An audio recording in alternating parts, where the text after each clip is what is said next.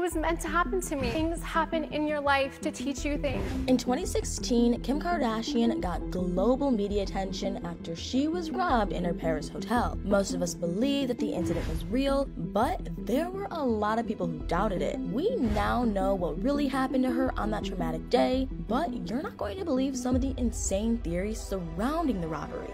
People don't always take the things that celebrities say at face value. After all, famous people have lied about all kinds of things, and a lot of times it's to protect their careers or increase their finances. Sometimes they're just white lies without any big consequences, but other times there have been stars who were caught trying to get away with some seriously controversial stuff. Kim has also been accused of lying to the public throughout her time in the spotlight, but it's usually been about her beauty cosmetics and procedures. Things like how she had fillers, implants, and facelifts. Nothing too serious, but that changed in 2016 after the robbery. All of a sudden, she was being accused of lying about something truly horrific and shocking. I mean, people were seriously convinced that she staged the robbery in Paris, with some claiming that she did it to claim the insurance on the super expensive jewelry that was stolen, and it wasn't just social media users that were convinced of this. Even media outlets and professional news sources made these kind of accusations against her, which is honestly a little crazy considering that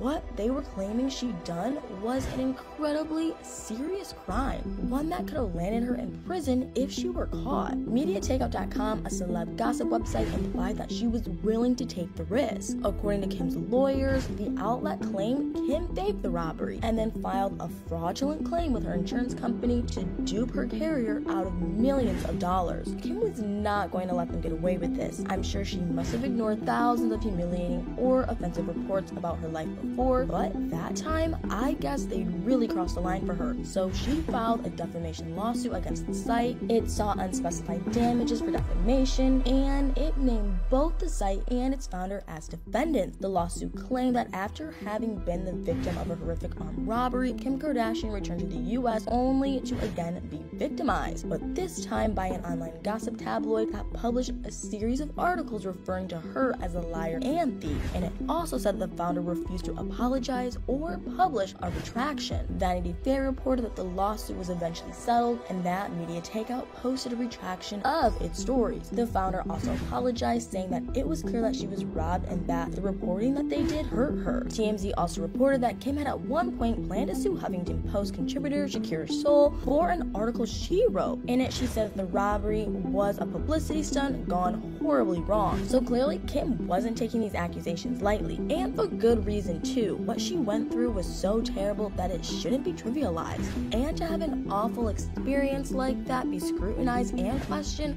must have been hard for her. But why were so many people skeptical about the robbery? There were tons of forum threads and Instagram comments that speculated on if the whole thing was just a setup. Some online users pointed out how Kim had been online before the time of the robbery, conveniently showing off her expensive jewelry, and how it was strangely coincidental that the thieves came just when her bodyguard left her alone. They also questioned why her bodyguard wasn't fired after the incident. Others chose to focus on Kanye's reaction. He suddenly stopped singing during a performance when he found out about the news, and simply stated that he had a family emergency and then left. But people were curious as to how he instantly knew about the robbery, questioning how he would have seen a message about it while performing. Kim is a megastar, so of course it's normal that some people adore her and others can't stand her, and I guess that some people who choose to see the worst in her believe that she could lie about something so awful. But most of their doubts were squashed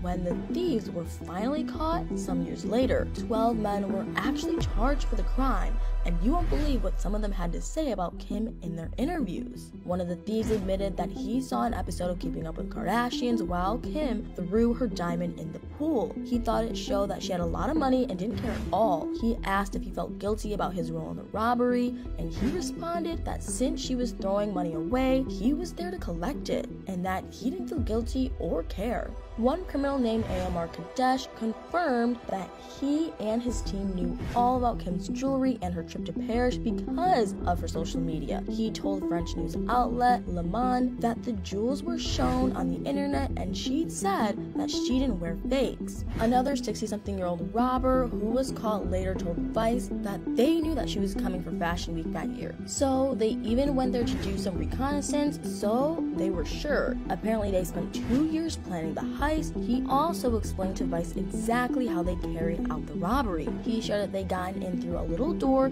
that was open on the inside. They then overpowered the concierge, tied him up, and looked for the keys to the room Kim was in. In an emotional interview on David Letterman's show in 2020, Kim opened up about what happened to her in her hotel room, and it was honestly shocking to hear about what she'd been through that night. She went into detail about how she was only wearing her bathrobe when the thieves entered her room. She was petrified that they were going to have their way with her. They'd brought the handcuffed concierge up with them, and she could see that they had firearms on them. She told the concierge to tell the robbers that she had children and a family and that she had to get home. One of them tied her up with handcuffs and zip ties and put duct tape over her eyes and mouth. The last thing she claimed she saw was one of the thieves holding up her jewelry box. It's truly heartbreaking to think about. I mean, it was clearly such a traumatic experience. She was sharing a room with her sister Courtney, so Kim kept imagining her coming into the bathroom later and finding her lifeless body. Luckily, she wasn't badly harmed in the end, but at the time, she did really question if she'd survive. So obviously, she was left with a lot of trauma. It changed her life, really. In 2017, Kim went on The View and shared how the devastating experience had affected her. She confessed that she didn't keep anything of value in her home anymore and that she stopped posting things on social media in real time. Looking back now, it seems